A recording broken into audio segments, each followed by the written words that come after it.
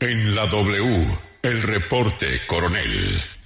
Nos vamos para el tema de Lucho Herrera, muy delicado hoy con un testimonio impresionante. Daniel.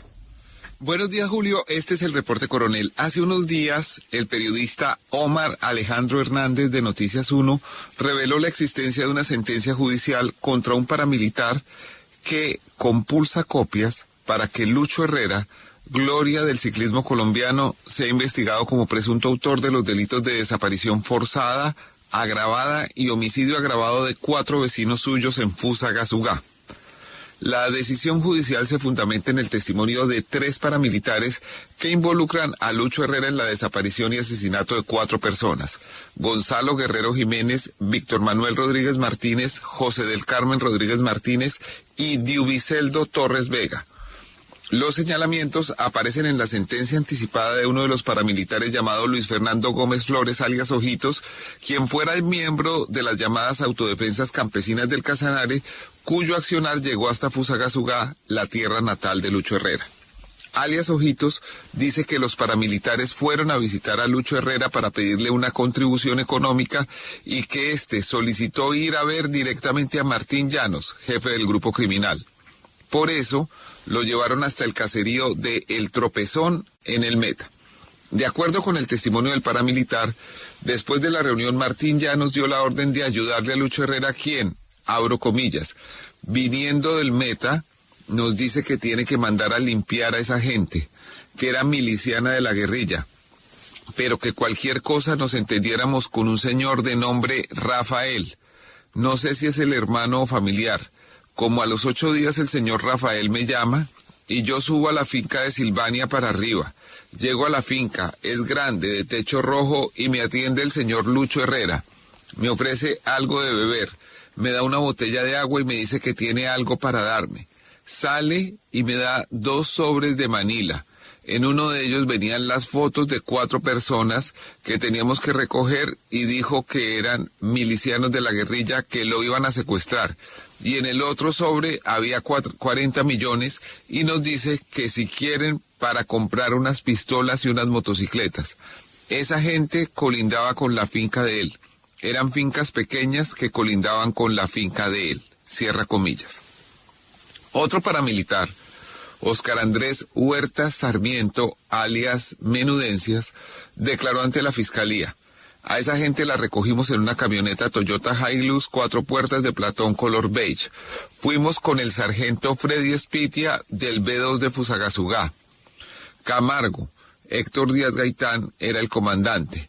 Malasombra, Carlos Marín Castañeda, Tribilín, Antonio Arias, que es Tribilín, o Monochato y yo. Recogimos a 2 en un sitio y a los otros 2 en diferentes partes. Utilizamos distintivos del DAS con chalecos y gorras. Eran como las 6 o 7 de la noche. Metimos 2 en el platón y 2 en la parte de adelante. El nombre que menciona como sargento del B2, Freddy Espitia, coincide con el de Freddy Espitia Espinosa, un agente de inteligencia del ejército que aparece en otro expediente como presunto partícipe en el asesinato del dirigente sindical agrario Jorge Darío Hoyos y también como hostigador de la abogada de derechos humanos que representaba a la familia de la víctima. Ese crimen, el del sindicalista Jorge Darío Hoyos, fue ejecutado por las llamadas autodefensas del Casanare, grupo al que pertenecen los 3 declarantes.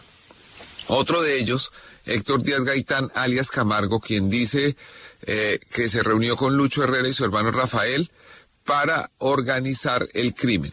Comillas, solo estuvo conmigo una vez en el asadero La Vara de la vía de Fusa, Silvania, y una vez que estuve en la finca de él ubicada en La Guadita a hablar con Rafael para organizar los hechos de la desaparición de esa gente. Ellos tienen una galponera y vacas. Es una finca a mano izquierda.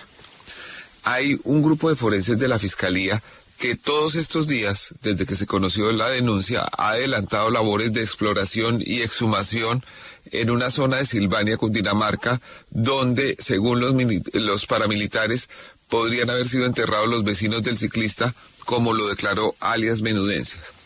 Comillas, los inhumamos en la vía Novilleros a La Guadita, en una finca sobre el borde de la carretera. Los degollamos y luego los descuartizamos con machete. Hicimos 2 fosas, 2 huecos pequeños de 50 por 50 a la altura del pecho, por ahí a 1,5 metros, partidos en 6 pedazos, cabezas, brazos, piernas y tronco. Cuando retomamos la información de Noticias 1, invitamos a Andrés Rodríguez, quien apenas tenía 3 años cuando presenció que unos hombres armados se llevaron de la casa a su tío Diuviceldo Torres, uno de los 4 desaparecidos. Andrés nos dijo que esperaría el resultado de las investigaciones y que su familia nunca tuvo problemas con Lucho Herrera. Agregó que algunos de ellos trabajaban ocasionalmente en la finca del ciclista y que no supo jamás que existiera interés de Lucho por comprar las pequeñas propiedades de los vecinos que sumadas no alcanzaban a hacer una fanegada de tierras. Hoy nos acompaña el señor Óscar Rodríguez, hermano de Andrés y sobrino del desaparecido Diuviceldo Torres. Óscar es intendente de la Policía Nacional y amablemente ha accedido a hablar con nosotros sobre estos dolorosos hechos. Buenos días, señor Rodríguez. Buenos días, señor Daniel, y buenos días también a toda la mesa de trabajo. Señor Rodríguez, ¿cómo era la relación de su desaparecido tío Diuviceldo con Lucho Herrera y su familia? Bueno, mi tío era trabajador. Lucho Herrera tenía varias fincas ahí en el sector de la vereda Piamonte, exactamente, eso es vía La Guadita. Y pues mi abuelo, que ya en paz descanse, mi abuelo trabajaba también con el papá de Lucho Herrera, don Rafael, y pues mis tíos también trabajaban con Lucho Herrera en las fincas.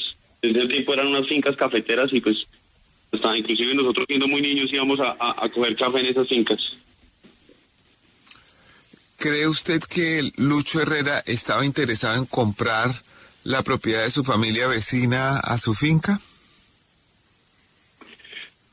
Pues la verdad, ese caso es muy complejo de probar y como todos sabemos, la justicia en Colombia se trata siempre de aportar pruebas que sean tangibles, y en este caso no es posible comprobar eso porque Lucho nunca pudo comprar esas tierras.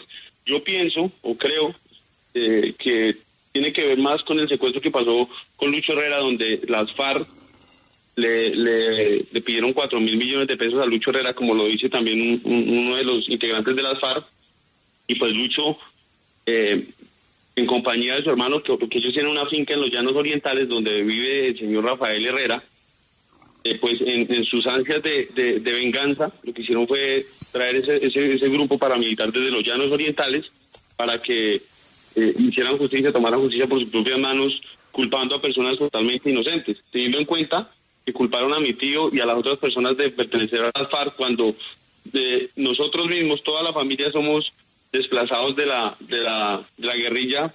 Nosotros somos oriundos del Tolima, de Villarrica, Tolima, y pues la familia prácticamente salió huyendo del Tolima, pues porque iban a ser reclutados por grupos al margen de la ley, o sea, la guerrilla. Mi abuelo lo que hizo fue comprar una finca muy pequeña a un primo, porque esas fincas que eran de Lucho, que le pertenece a Lucho, eran también propiedad de un primo de mi abuelo, y el primo de mi abuelo lo que hace es vender una parcela muy pequeña, y pues el resto de tierra sí se lo vendió a Lucho Herrera. La verdad sí no tengo conocimiento de cuál sería el interés de Lucho Herrera con esas parcelas tan pequeñas, porque son tierras muy pequeñas. Sí, pareciera entonces que la tierra no fue la razón, pero usted menciona el secuestro, como si Lucho Herrera hubiera querido, digamos, tomar venganza por el secuestro del que fue víctima, y que el negro Antonio, uno de los cabecillas de las FARC, asegura que recibió 4.000 millones de pesos de manos del hermano de Lucho Herrera. ¿Pero qué tenían que ver sus familiares con todo eso? Pues absolutamente nada. Lo que hace es, el señor piensa que ellos fueron, entonces lo que hace es vincularlos con ese tipo de grupos, y lo que hace es llamar esos grupos paramilitares y los llama para que como dice ahí, para que los recojan en las declaraciones que dan los responsables, los actores materiales. Entonces dice que supuestamente tienen que recoger esas personas de ahí, del sector. Señor Rodríguez, ¿usted ha hablado con Lucho Herrera o con el hermano de él, Rafael Herrera, sobre la desaparición de su tío? No, señor, nunca he hablado con él. Pues yo a Lucho Herrera llevo mucho tiempo que no, ni siquiera lo veo. Yo la paso trabajando y yo nunca, o sea, no lo habíamos visto. Nosotros, cuando ocurrieron los hechos, sí, muchas personas ahí del sector nos manifestaron o manifestaban, pero pues obviamente eran rumores.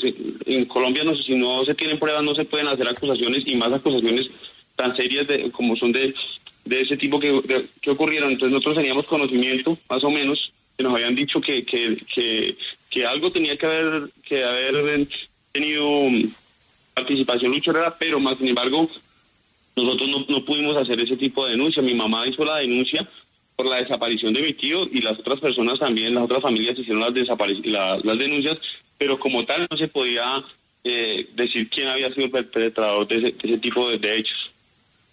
Los testimonios de los paramilitares contra el ciclista Lucho Herrera estuvieron durante años a la vista de la Fiscalía. Hay registros desde 2014. ¿Usted sabe por qué apenas el mes pasado se ordenó compulsar copias para investigar al ciclista? Pues precisamente ese es el llamado que estoy haciendo en este momento, o nosotros sabemos que en Colombia la justicia a veces actúa de maneras muy extrañas. Entonces, y si estos casos no se hacen mediáticos, no se les da prensa, pues prácticamente no salen a la luz, y lo que hacen es archivarse esos procesos allá en la Fiscalía, porque por las cuestiones que más o menos imaginamos. Entonces, nosotros por eso pusimos este caso bajo la lupa, lo enviamos a los medios para que todo el mundo se enterara y para que se le diera trascendencia al caso.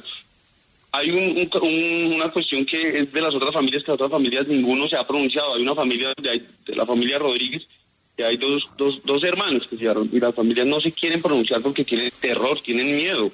La familia de Gonzalo Guerrero tampoco se quiere pronunciar porque yo entiendo el temor de la familia, que tienen terror de pronto a algún tipo de represalias, porque pues, estamos hablando de grupos paramilitares, y pues personas que prácticamente tienen mucho dinero, si ya ocurrió una vez, puede ocurrir otra vez. Entonces eso es lo que pasa en Colombia, y pues la justicia también, como se dice, señor Daniel, desde el 2014, luego en el 2018 se dieron este tipo de declaraciones por parte de los actores materiales, y pues la Fiscalía prácticamente nos informa hace un mes a las víctimas.